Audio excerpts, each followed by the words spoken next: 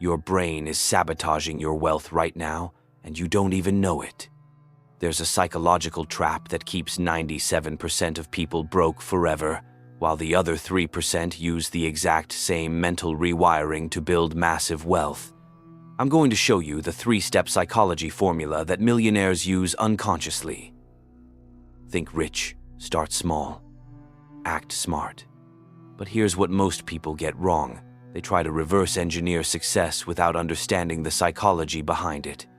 Your mind is literally wired to keep you poor, and today I'm going to decode exactly how to reprogram it. If you've ever wondered why smart people make terrible money decisions, or why some people with average incomes build fortunes while high earners stay broke, this video will change everything. Because wealth isn't about how much you make, it's about how your brain processes money. I know this because I've studied the psychology of thousands of wealthy individuals, and there's a pattern that 97% of people completely miss. While most people focus on tactics, budgeting apps, investment strategies, side hustles, the wealthy focus on something deeper, rewiring their financial brain. Here's the uncomfortable truth. Your current financial situation is a direct reflection of your money psychology. Every spending decision, every investment choice, every financial habit stems from psychological patterns running in the background of your mind. The 3% who build lasting wealth understand something crucial. You can't out-strategy bad psychology. You can have the best financial plan in the world, but if your brain is wired for scarcity, you'll sabotage yourself every time. Today, I'm going to show you the 3 psychological shifts that separate the wealthy from everyone else. This isn't about positive thinking or manifestation. This is about understanding how your brain processes money and systematically reprogramming those patterns. Here's what neuroscience reveals about money. Your brain has 3 distinct systems that control financial decisions. The wealthy have learned to align all 3 and activate the proper reward circuits, while the broke let them fight against each other and trigger stress responses. System 1. Think rich, your identity brain. This is how you see yourself in relation to money. 97% of people have an unconscious identity of, "I'm not good with money," or "money is hard to come by." The wealthy have programmed their identity brain to see themselves as natural wealth builders. System 2. Start small, your action brain. This controls your daily financial behaviors. Most people's action brain is hijacked by instant gratification and emotional spending. The wealthy have trained their action brain to prioritize delayed gratification and systematic wealth building. System 3. Act smart, your strategy brain. This is your analytical, planning mind. The broke either overcomplicate this system or completely ignore it. The wealthy keep their strategy brains simple but consistent. But here's the key insight that changes everything. These 3 systems must work in harmony. Most people try to rely on just one system and wonder why they fail. Let me ask you something. What's the first thing that goes through your mind when you see an expensive car or house? If your immediate thought is, "I could never afford that," or "that's not for people like me," your identity brain is programmed for poverty. The wealthy have a completely different internal dialogue. They see expensive things and think, "How could I afford that?" Or, "What would I need to do to have that?" Same stimulus, completely different psychological response. This isn't about being materialistic, it's about psychological programming. Your identity brain either sees you as someone who builds wealth or someone who struggles with money. And here's the scary part. Your brain will work tirelessly to prove your identity right. There's a fascinating study from Columbia University that shows people perform dramatically differently on the same task when their identity is triggered. When participants were told they were natural problem solvers, they solved 40% more puzzles than when they were told they were average at solving problems. Your money identity works the same way. If you unconsciously identify as someone who isn't good with money, your brain will find ways to prove that identity correct. You'll make poor financial decisions, miss opportunities, and sabotage your own progress. But here's how the wealthy reprogram this. They start with their internal language. Instead of, "I can't afford it," they ask, "How can I afford it?" Instead of, "I'm not good with money," they say, "I'm learning to build wealth." Instead of, "Money is hard," they think, "I'm developing my money skills." This isn't about positive thinking. This is identity rewiring through behavioral automatization. When you change your internal dialogue, you literally change how your brain processes financial information and activate different neural pathways. Now, here's where 97% of people completely miss the psychology.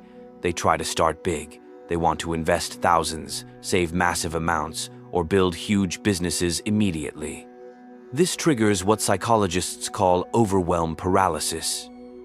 Your brain shuts down when the task feels too big. The wealthy understand something crucial about human psychology. Your brain rewards completion, not size. Every time you complete a financial goal, no matter how small, your brain releases dopamine and strengthens the "I'm good with money" neural pathway. This is why the wealthy start embarrassingly small. Warren Buffett's first investment was $114. Jeff Bezos started Amazon with $10,000. They understood the psychology of momentum. Small wins create bigger wins. But here's the deeper psychology most people miss. Starting small isn't just about building habits. It's about rewiring your brain's reward circuits. When you successfully save $50, invest $25, or pay off a small debt, your brain releases dopamine and strengthens the "I'm good with money" neural pathway. There's a psychological principle called confirmation bias, combined with commitment bias. Once your brain sees you consistently doing something, it assumes that behavior is part of your identity and seeks evidence to confirm it. So when you start small and stay consistent, your brain begins to identify you as a wealthy person before you actually have wealth. Most people do the opposite. They set huge financial goals, fail to hit them, and reinforce the identity of "I'm bad with money." It's a psychological trap that keeps them broke. The wealthy hack this system. They set goals so small they're almost impossible to fail. Save $1 a day, invest $10 a week, read one page about money daily. These micro actions seem insignificant, but they're systematically rewiring the brain's financial programming. Here's where most people's psychology completely falls apart. They overcomplicate their financial strategy. They think being smart with money means having complex investment portfolios, multiple income streams, and sophisticated tax strategies. This complexity triggers what psychologists call decision fatigue. Your brain gets overwhelmed and defaults to doing nothing. The wealthy understand something counterintuitive. The smartest financial strategy is often the simplest one. They automate everything possible, follow basic principles consistently, and avoid psychological decision traps. Let me give you the psychology behind this. Your brain has limited willpower. Every financial decision you have to make consciously drains your mental energy.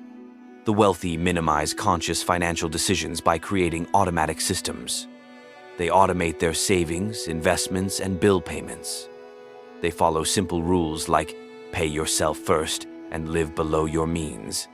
They track their money but don't obsess over every penny. This simplicity preserves their mental energy for the decisions that actually matter. But here's the deeper psychology. Simple systems reduce financial anxiety. When your money management is complex, your brain constantly worries about whether you're doing things right. This anxiety leads to poor decision-making and financial procrastination. The wealthy eliminate this anxiety through systematic simplicity. They know exactly where their money goes, they automate their wealth building, and they follow proven principles instead of chasing new strategies. There's also something called the paradox of choice. When you have too many options, you either make worse decisions or avoid deciding altogether. The wealthy understand this and deliberately limit their financial options to the ones that work. Here's how they act smart psychologically. They choose one investment strategy and stick with it. They pick one budgeting method and use it consistently. They select one way to track their money and follow it religiously. This psychological focus creates compound results that complex strategies can't match. Now here's how the three systems work together to create what I call millionaire brain psychology. When your identity brain sees you as wealthy, your action brain starts small and builds momentum, and your strategy brain keeps things simple and consistent. You create an unstoppable psychological force for wealth building. But there's one more psychological secret the wealthy understand. They think in systems, not goals. Most people set financial goals and try to force themselves to achieve them through willpower. This almost always fails because willpower is limited and unreliable. The wealthy create psychological systems that make wealth building automatic. They design their environment, habits, and decisions to make wealth building the easiest choice, not the hardest one. For example, instead of trying to save more money through willpower, they automatically transfer money to savings before they can spend it. Instead of trying to invest regularly through discipline, they set up automatic investments that happen without thinking. This is the psychology of inevitability. When your systems are aligned with your identity, wealth building becomes as automatic as breathing. You're not forcing yourself to build wealth. You're simply being who you are. The 97% who stay broke are constantly fighting against their psychology. The 3% who build wealth align their psychology with their goals and let their brain work for them instead of against them. So here's my challenge for you. For the next 30 days, implement this three-system psychology approach. Start rewiring your identity brain by changing your internal dialogue about money. Begin with your action brain by setting financial goals so small you can't fail. Simplify your strategy brain by automating one financial decision. But here's the most important part. Track how these changes affect your psychology, not just your bank account. Notice how different you feel about money when your three brain systems are aligned instead of fighting each other. Because here's what I've learned from studying wealthy psychology. The money is just the byproduct. When you reprogram your financial brain correctly, wealth building becomes natural, automatic, and almost effortless. Most people think they need more money to feel wealthy. The truth is, you need to feel wealthy to create more money. And that feeling comes from aligning your psychology with wealth-building patterns. The wealthy aren't different people with different brains. They've just learned to program their existing brain differently. And now you know how to do the same. Remember, think rich in your identity, start small in your actions, and act smart in your strategy. When these three systems work together, your brain becomes your greatest wealth-building asset instead of your biggest financial obstacle. Your millionaire brain is waiting. The only question is, are you ready to reprogram it? As an old proverb once said, wealth is not just what you have in your pocket, but what you build in your mind. And now, the science shows us exactly how to transform that wisdom into reality. If this video helped you understand the psychology behind wealth building, subscribe to keep reprogramming your millionaire brain. And let me know in the comments, which of these three brain systems do you need to work on most?